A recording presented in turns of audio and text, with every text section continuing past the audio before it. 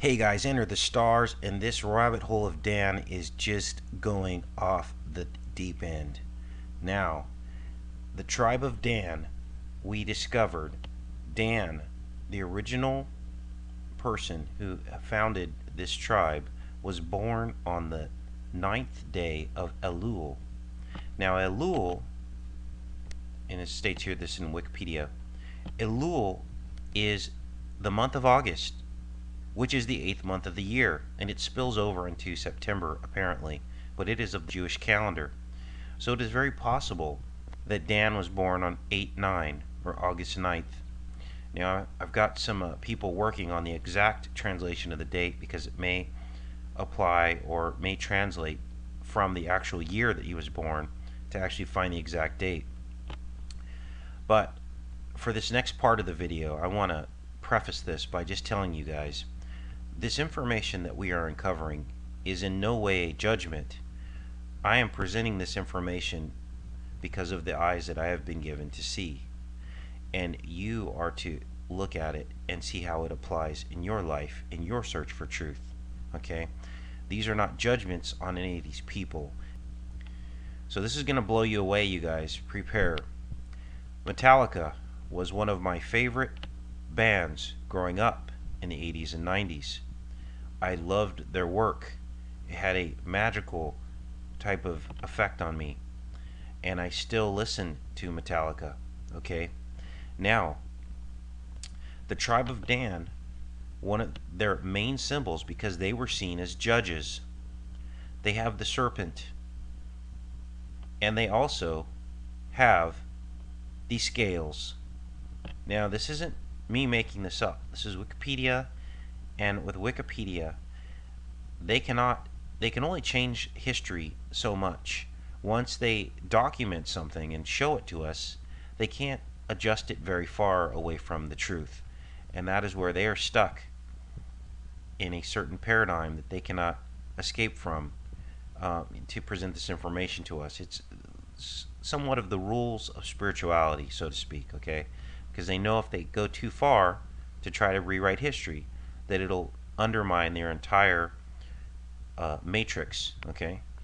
Now, you guys probably know where I'm going with this, but it gets deeper. METALLICA is made up, of course, by these 5 individuals: James Hetfield, Lars Ulrich, Kirk Hammett. Robert is new to the group. Of course, they have an album called And Justice for All. But first we're going to look at Lars Ulrich. And Lars Ulrich is a Dannite from Denmark. He is Danish. It states that right here. Again, this is not a judgment. What this indicates is that these people pick and choose who they will promote, push forward, who will be famous. And the illusion is that normal people like you or I can also be famous, and that we can also be president, and that we can also have some power in this reality. But in actuality, we don't have a shot in the dark unless you're a part of this elite club. And they make it appear as though these people start from the bottom and work their way up. But in actuality, many doors were opened to them, and all this is planned because they're all players in a giant play. Is it a mistake that Lars Ulrich is from Denmark? That though James is the lead singer, it always appears as though Lars is the one kind of pulling the strings and making the rules, and he's the drummer of the band. And a lot of times what they'll do is they'll have one person that is kind of the person pulling the strings, person making it happen, to infiltrate, so to speak. And again, I don't know these people. I don't know their personal lives. All I know is we are uncovering things. Now, let's take a look at Injustice for All.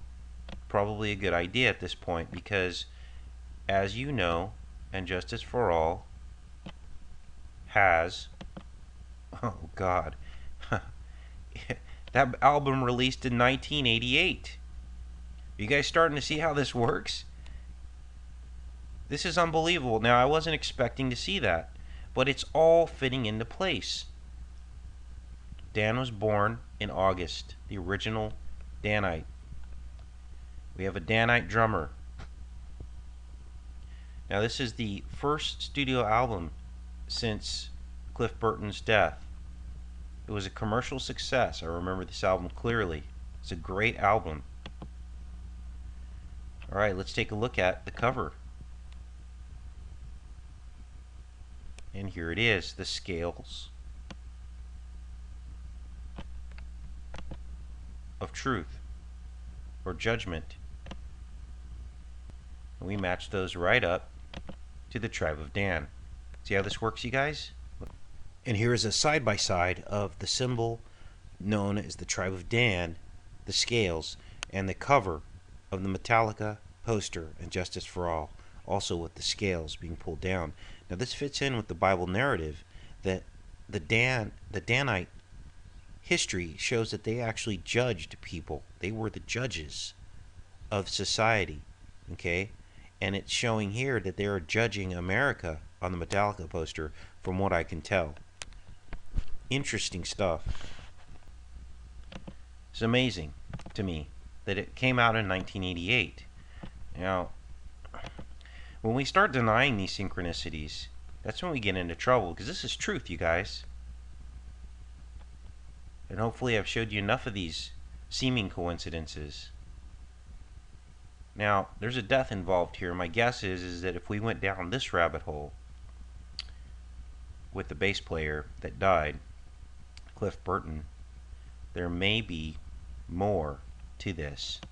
If I remember correctly, he died in a bus rollover accident, and that sounds very suspicious to me. He was noted for his dry, sterile production, which producer Flemming Rasmussen. Let's take a look at Flemming Rasmussen. That sounds like a Danish name. He was the producer. Let's take a look.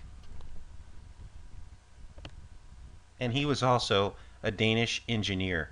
Okay, are you guys getting this?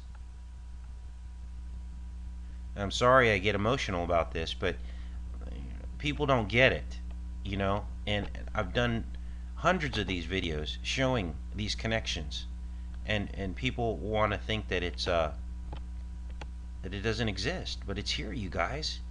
It's in front of our faces.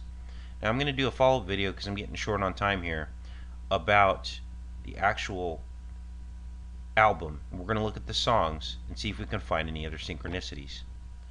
And of course, Justice for All released in August of 1988, the 8th month of the year 1988. Take care and be safe, you guys.